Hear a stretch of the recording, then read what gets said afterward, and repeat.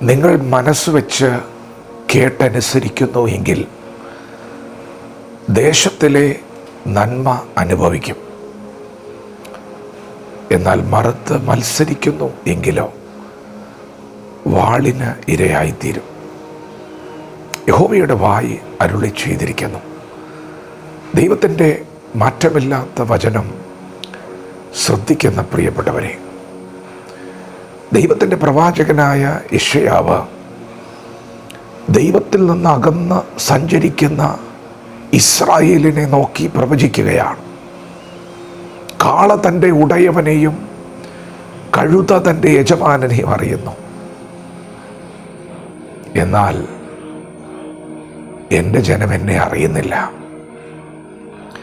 ദൈവത്തെ അറിയാതെ, ദൈവത്തിൻ്റെ ഇഷ്ടങ്ങൾ അറിയാതെ, ദൈവത്തിൻ്റെ വഴി വിട്ട് നടക്കുന്ന ജനത്തോടാണ് ആലോചന.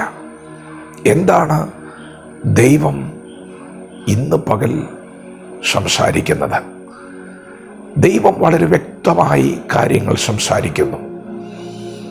നിങ്ങൾ മനസ്സുവെച്ച് കേട്ടനുസരിക്കുന്നുവെങ്കിൽ ദേശത്തിലെ നന്മ അനുഭവിക്കും.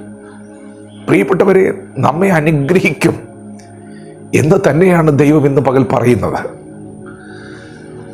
നാം അനുഗ്രഹിക്കപ്പെടും, നന്മ അനുഭവിക്കും എന്ന് തന്നെയാണ് ദൈവത്തിൻ്റെ ആലോചന.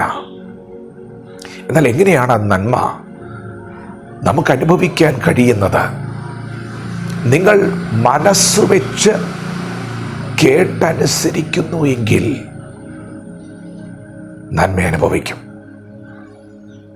അല്ല, നിങ്ങൾ മറുത്ത് മത്സരിക്കുന്നുവെങ്കിൽ അതും ദൈവം വളരെ ശക്തമായി പ്രഖ്യാപിക്കുന്നു.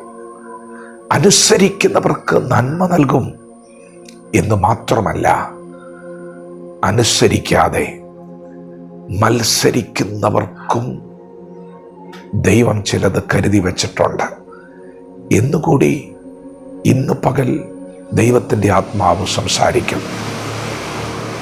യേശു കർത്താവ് തൻ്റെ ശിഷ്യന്മാരോടും ഇത് തന്നെ ആവർത്തിച്ചു. ഞാൻ ഈ ഭൂമിയിൽ വന്നത് നിങ്ങളെ വിധിക്കുവാനല്ല, ഞാൻ വന്നത് രക്ഷിക്കുവാനാണ്. ഞാൻ രക്ഷകനാണ്. എൻ്റെ വചനത്തിൽ വിശ്വസിക്കുന്ന നിങ്ങൾക്ക് നിത്യജീവനുണ്ട്. ഞാൻ നിങ്ങൾക്ക് സമൃദ്ധമായ ജീവൻ നൽകുവാനാണ് വന്നത്. എന്നാൽ പ്രിയപ്പെട്ടവരെ, ഇത് രക്ഷയുടെ വചനമാണ്, ജീവൻ നൽകുന്ന വചനമാണ്. എന്നാൽ ഈ വചനത്തെ ആരെങ്കിലും തള്ളിക്കളഞ്ഞാൽ, നിസ്സാരവൽക്കരിച്ചാൽ, പുറകിൽ എറിഞ്ഞു കളഞ്ഞാൽ, യേശു പറഞ്ഞു, നിങ്ങളോട് സംസാരിച്ച ഈ വചനം തന്നെ നിങ്ങളെ ഒടുക്കത്തെ നാളിൽ ന്യായം വിധിക്കും. പ്രിയപ്പെട്ടവരെ, നമ്മുടെ കർത്താവ് നന്മയെക്കുറിച്ച് സംസാരിക്കുമ്പോൾ തന്നെ ദൈവവചനത്തെ അവഗണിക്കുന്നവർക്ക് വരാനിരിക്കുന്ന ന്യായവിധിയെക്കുറിച്ചും സംസാരിക്കുന്നു. അതെ, അത് സത്യമാണ്. നന്മ അനുഭവിക്കണമെന്ന് തന്നെയാണ് ദൈവത്തിൻ്റെ ആഗ്രഹം. നമ്മളെല്ലാവരും രക്ഷപ്പെടണമെന്ന് തന്നെയാണ് ദൈവത്തിൻ്റെ ആഗ്രഹം. എന്നാൽ അനുസരിക്കുന്നില്ലെങ്കിലോ, മത്സരിച്ചാലോ? അങ്ങനെ മത്സരിക്കുന്നവർക്കും ആലോചനയുണ്ട്.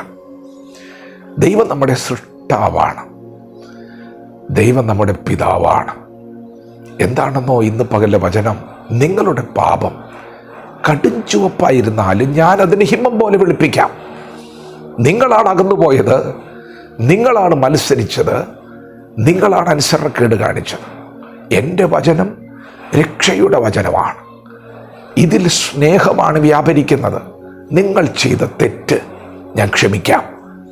അത് കടും ചുവപ്പായിരുന്നാലും ഞാൻ അതിനെ ഹിമം പോലെ വെളുപ്പിക്കാം. പക്ഷെ ഒരു കാര്യം ചെയ്യണം, മനസ്സു വെച്ച് അനുസരണത്തിലേക്ക് വരണം. മനസ്സ് വയ്ക്കാതെ ദൈവത്തിൻ്റെ വചനം അനുസരിക്കാൻ ആർക്കും സാധ്യമല്ല. പ്രിയപ്പെട്ടവരെ, മനസ്സ് വയ്ക്കണം, അല്ലേ?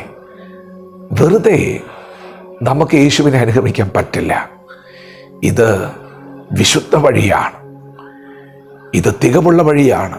അപ്പോൾ തന്നെ ഇത് കഷ്ടാനുഭവങ്ങളുടെ വഴിയാണ്. മനസ്സ് വെച്ച് കേട്ടനുസരിക്കുന്നുവെങ്കിൽ ഒരു സമർപ്പണം ആവശ്യമാണ്, ഒരു തീരുമാനമെടുക്കേണ്ടതുണ്ട്. യേശു പറഞ്ഞു, ഒരുവൻ എന്നെ അനുഗമിപ്പാൻ ഇച്ഛിച്ചാൽ അവൻ തന്നെത്താൻ ത്യജിക്കണം. നമ്മുടെ ഇഷ്ടങ്ങൾ വേണ്ടെന്ന് വെക്കേണ്ടതുണ്ട്. നമുക്ക് യേശുവിനെ അനുഗമിക്കുക എന്നുള്ള അത്ര എളുപ്പമുള്ള കാര്യമല്ല. നമ്മൾ പഴയ മനുഷ്യനെ ഉരിഞ്ഞു കളയണം, അതിൻ്റെ പ്രവൃത്തിയോടുകൂടി ഉരിഞ്ഞു കളയണം. അങ്ങനെ ഉരിഞ്ഞു കളഞ്ഞ് തൻ്റെ ക്രൂശ് എടുത്തുകൊണ്ട് അവനെ അനുഗമിക്കണം. അങ്ങനെ ഉരിഞ്ഞു കളയുമ്പോൾ, ഇഷ്ടങ്ങൾ വേണ്ടെന്ന് വയ്ക്കുമ്പോൾ ലോകം പകയ്ക്കുമായിരിക്കും, ലോകം പരിഹസിക്കുമായിരിക്കും. ആ ക്രൂശങ്ങ് ചുമന്നുകൊണ്ട് എന്നെ അനുഗമിക്കാനാണ് കർത്താവ് പറഞ്ഞത്. എന്താണ് ദൈവം വാഗ്ദത്തം ചെയ്യുന്നത്? നീ നന്മ അനുഭവിക്കും. ദൈവത്തെ അനുസരിക്കുന്നവൻ, ദൈവത്തെ ഭയപ്പെടുന്നവൻ, ദൈവത്തെ അനുഗമിക്കുന്നവൻ നന്മ അനുഭവിക്കും. മത്സരിക്കുന്നവൻ, ദുഷ്ടൻ കുറഞ്ഞൊന്ന് കഴിഞ്ഞിട്ട് ഭൂമിയിലില്ല. സൗമ്യതയുള്ളവർ ഭൂമിയെ കൈവശമാക്കും. പ്രിയപ്പെട്ടവരെ, ചില കാലങ്ങൾ കഴിയുമ്പോഴാണ് കാര്യങ്ങൾ തെളിഞ്ഞു വരുന്നത്. ഭക്തൻ ഇവിടെ ഉണ്ടാകും, ദൈവഭയമുള്ളവൻ ഇവിടെ ഉണ്ടാകും, അവൻ നിത്യതയിലും ഉണ്ടാകും. എന്നാൽ മത്സരികൾക്ക് നാശം സംഭവിക്കും. ദൈവവചനത്തോട് പ്രതികരിക്കാം. ദൈവം നമ്മെ ഓരോരുത്തരും ഈ പകൽ അനുഗ്രഹിക്കുമാറാകട്ടെ. ആമേൻ.